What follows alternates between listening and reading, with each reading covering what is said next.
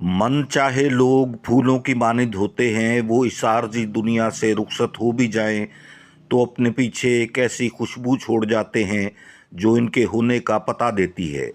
दुनिया से चले जाने वाले ऐसे ही एक किरदार वहीद मुराद थे, जिनकी आज 42वीं बरसी है।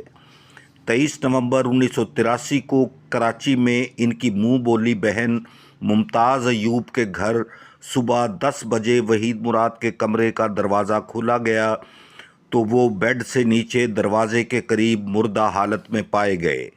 वहीद मुराद की मौत से फिल्म इंडस्ट्री के एक सुनहरे दौर का खात्मा हुआ। वो सिल्वर स्क्रीन के शानदार और लाजवाब फनकार थे।